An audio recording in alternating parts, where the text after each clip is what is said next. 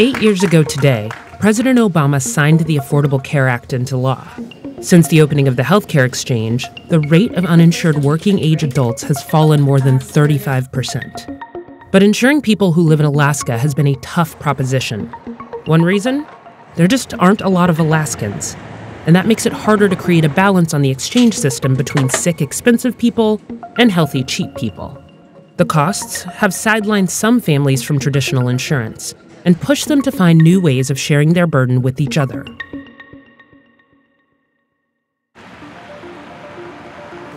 There you go. Laura and Clay Butcher wanted to open their own public relations business and believed the Affordable Care Act was the chance they were waiting for. Angela, look at the camera when you do it and ignore me. We might have to cut these ones out, guys, that show the aging. But the Butchers call themselves the asterisks on Alaska's health insurance exchange. They make too much money to get any financial subsidies, but not enough to afford their premiums. Their cheapest option would cost them $30,000 each year, and that's before the deductible, which would be nearly $15,000. The Butchers believe they've been priced out of the ACA. Part of their job now is to handle the communications for nonprofits that want Alaskans to join the health insurance exchange. And that irony isn't lost on the Butcher family.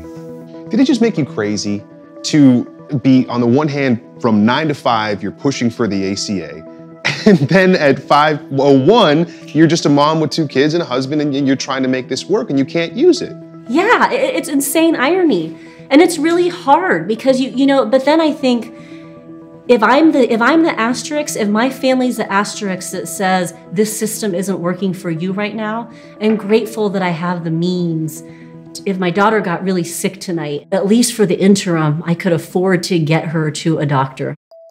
The Butchers chose the insurance alternative Liberty Health Share, one of a handful of Christian ministries serving an estimated 10,000 Alaskans. Families pay a preset amount to Liberty each month called a share. Liberty takes $24 each month for operating expenses, then spreads the rest out among members who ask for help with their bills. If enrollees' medical bills exceed the total monthly amount collected by Liberty, the company asks its members to contribute more. Each month for a family of 4, I pay $441. And so this tells me that $62 went to that member, $32 went to Aviva, $321 went to Randall. Our deductible, they don't call it a deductible, but what we would consider a deductible is $1,500 for our whole family. Membership in health share ministries went from about 100,000 before the passage of the ACA to more than 1 million today across all 50 states. All right, guys, are we ready to go? Most are part of the ACA and allow families to avoid the penalty for not having insurance. Come on, Fritz. That penalty is set to expire in 2019. But most require enrollees to live by the ministry's interpretation of the Bible. Some demand an adherence to their moral principles, like not doing drugs, drinking in moderation, and abstaining from sex outside of marriage. Liberty Health Share has guidelines of what it will cover and rules about what it won't. No money for abortion or birth control, no coverage for pre-existing conditions in the first year, and a $1 million reimbursement cap for each incident. The Butchers send their kids to Catholic Sunday school, but the family isn't particularly religious. They felt comfortable agreeing to Liberty's shared values to help pay their medical bills. Until you and I rise up as consumers and insist on regaining control over the care of our health, no meaningful change will take place. Last month, Dale Bellis spoke at the Conservative Political Action Conference. He also runs Liberty Health Share, the platinum sponsor of this year's conference. So is this about religion or is this about politics? Oh, it is definitely about our shared beliefs and values. It's not about politics. Our emphasis is on personal freedom and accountability and participation in our community. From the outside, Liberty looks like any Midwestern insurance office. But Bellis is careful to say it's not. Liberty doesn't have to play by the same rules as insurance companies because there's no pool of money backing them up. The company lives and dies by its members' shares. We are not an alternative to insurance because we're not insurance and don't wish to be. We are an alternative means for meeting health care costs. In 30 states, health share ministries are exempt from health insurance rules. So it's wrong to have it legally mandated that we cover everyone. And instead, if I understand you correctly, we should be relying on the goodwill of humanity? I really prefer that.